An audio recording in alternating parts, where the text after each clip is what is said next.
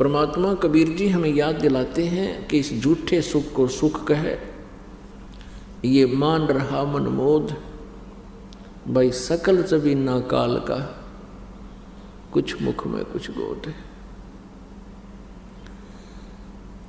परमेश्वर हमें याद दिलाते हैं कि मानुष जन्म पाके जय नहीं रटे हरि नाम, और जैसे कुआ जल बिना फिर बनवाया क्या काम। अपुण्यात्माओं, परमात्मा हमें ये याद दिलाना चाहते हैं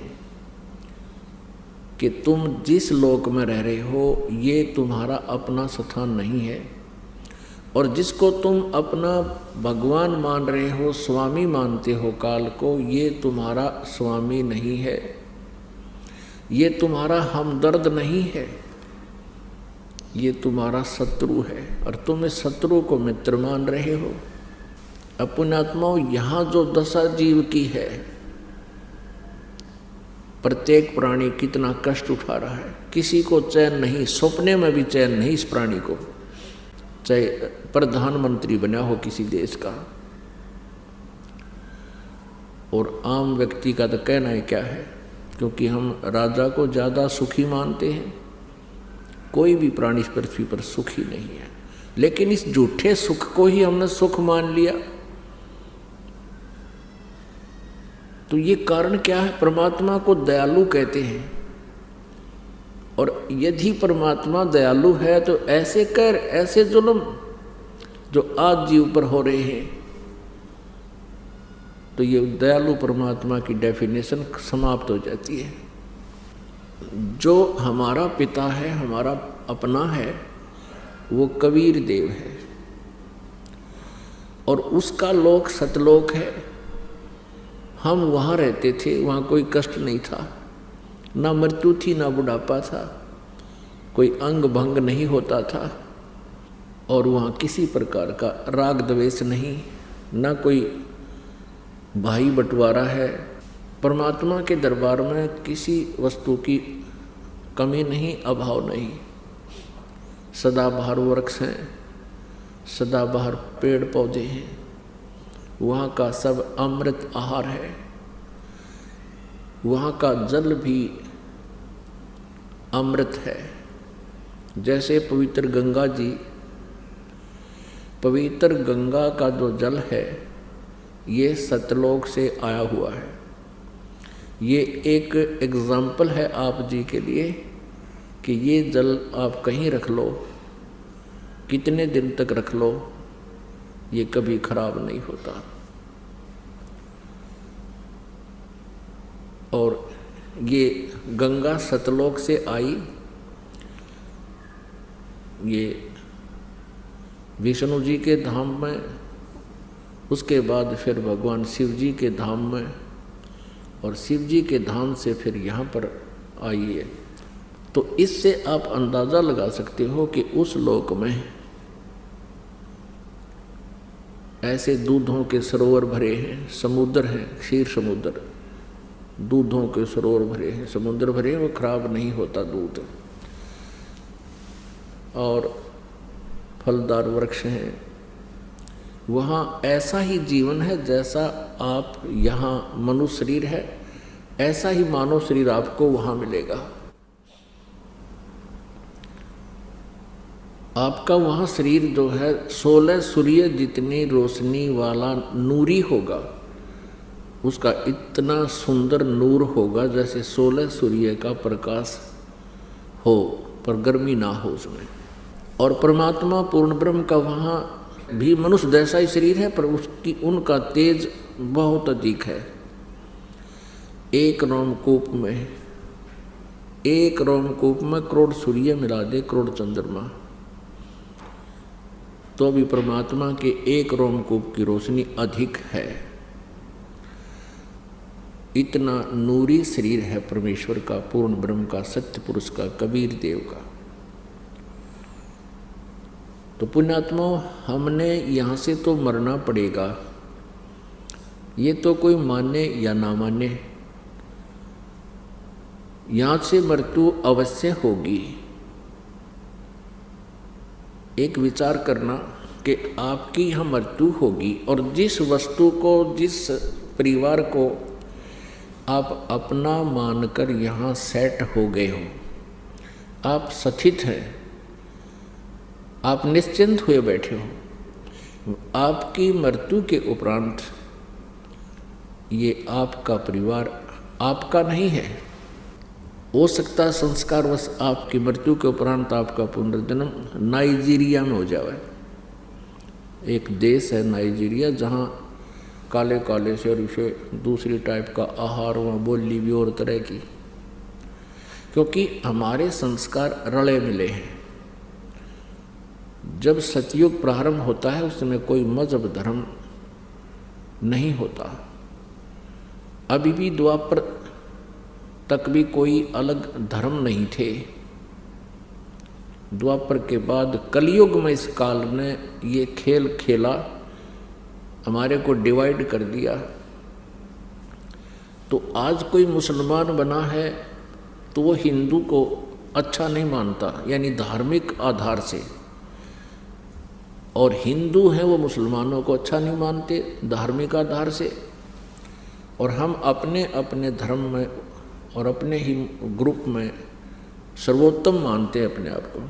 तो आज कोई हिंदू है, मृत्यु के उपरांत वो मुसलमान के घर जन्म ले सकता है। आज कोई मुसलमान है तो मृत्यु के उपरांत वो हिंदू के घर में जन्म ले सकता है। परमात्मा का विधान है, कोई मानने चाहे ना माने। तो कहने का भाव ये है कि यहाँ से जिसको आज आप अपना मान बैठे हो, ये आपका नहीं है, ये आपने मानना पड़ेगा। तो ये सोच लो कि जब तक हम यहाँ हैं तब तक तो अपना है। इसमें एक ऐसे समझ लो कि हम एक रेल के कंपार्टमेंट में बैठे हैं और हम सफ़र कर रहे हैं। जो अच्छी आत्माएं होती हैं तो वहाँ एक बहुत प्यार से रहते हैं, और जैसे कोई वृद्ध है, कोई रोगी है, कोई बहन है, तो उनको किसी वस्तु की आवश्यकता होती है और ट्रेन रुकती है किसी स्टेशन पर थोड़ी देर के लिए, तो किसी से कुछ प्रार्थना करते हैं वृद्ध या रोगी, तो तुरंत वह बैठे कंपार्टमेंट में उनकी पूरी सेवा करते हैं। भागकर कोई फल लाना है, कोई चाय लानी है, अर्थात एक बहुत ही अच्छे शिष्टाचार से रहते हैं। और जिनका जहाँ स्टेशन आता है वो उतर कर चले जाते हैं। तो हमने इस प्रकार समझ कर रहना पड़ेगा यहाँ पर कि जब तक हमारा स्टेशन नहीं आता तब तक हम इसी कंपार्टमेंट में रहें और प्यार के साथ रहें, हमदर्दी जताएं। जैसे भी एक परिवार हमारा कंपार्टमेंट समझ लो, एक डिब्बा। लेकिन बुद्धिमान व्यक्ति को इतना ज्ञान अवश्य रहेगा कि ये मेरा नहीं है। तो फिर हमने आगे का जो ध्यान करना है, भी कहाँ जाना है। जैसे कोई व्यक्ति अपने घर से चलता है और कहीं उसने जाना है दूसरे शहर में, जाने से पहले वो अपना ठिकाना निश्चित करता है। चाहे वो ये भी सोच कर चले कि वहाँ मैं कोई धर्मशाला या होटल में कमरा लेकर रह लूँगा, तो अवश्य कोई निश्चित करके चलता है, पूरा टूर प्रोग्राम बनाता है। परमात्मा कहते हैं तुम जब संसार छोड़कर जाओगे, तुमने कहीं कोई ठिकाना सोचा है कि इसके बाद तुम कहाँ स्टे करोगे, कहाँ विश्राम होगा तुम्हारा। ये भी एक बहुत भूल है हमारी। तो अब हम अपना ठिकाना बना के चलेंगे और वो ठिकाना परमानेंट होगा। अब यहाँ से छूटने के बाद हम सतलोक जाएंगे। हमारी जो आशा है, मृत्यु तो होगी, और जब रजा होगी दाता की, वो उनकी कृपा से ही हम शरीर छोड़ेंगे। वैसे काल का ही हमारे ऊपर कोई लेन देन नहीं रहा, उसका हमारा कोई अकाउंट नहीं है। लेकिन परमात्मा ये देखेंगे कि तुम इस जीवन में परमात्मा पाने योग्य भक्ति कर भी सकते हो कि नहीं। क्योंकि अब ये पीक टाइम आ गया भक्ति का, और आप जी को मनुष्य जीवन प्राप्त है, और इस परमेश्वर की भक्ति करने से कुछ दिन के बाद आपको घना सुख हो जाएगा, ये नकली सुख इस संसार का। फिर आप जी क्या करोगे? क्योंकि परमात्मा समर्थ है, ये साधना शास्त्र अनुकूल है, इसका बेनिफिट बहुत घना है। कुछ ही दिनों में आपके पास इतना धन हो जाएगा, इतना पैसा हो जाएगा, क्योंकि काल का यूँ भी जाल होगा कि घनी माया होगी तो भी ये फंसेगा। तो परमात्मा की भक्ति में आप आलस करने लग जाओगे, क्योंकि हम दुख में भगवान को घना याद करते हैं, और पुण्यात्मा जो सुख में भी भगवान को याद करते हैं, धन्य है वो, तो उनका तो कहना ही क्या है। लेकिन अमूमन ये होता है कि कुछ दिनों के बाद भूल पड़ने लग जाती है। परमात्मा बार बार कुछ थोड़े बहुत झटके भी देगा ताकि ये संभल जाए, लेकिन जब देखता है परमात्मा कि अब ये पटरी से उतर गई इसकी गाड़ी, तो उसकी मृत्यु करेगा प्रभु अपने सतर से। न काल का कोई ब्योत नहीं जो हमारे भगत की कोई मृत्यु कर दे। हाँ, दूसरा ये कारण हो सकता जो मर्यादा भंग कर देगा, भगवान के नियमों को तोड़ देगा, फिर भी काल का अटैक हो सकता है, होगा।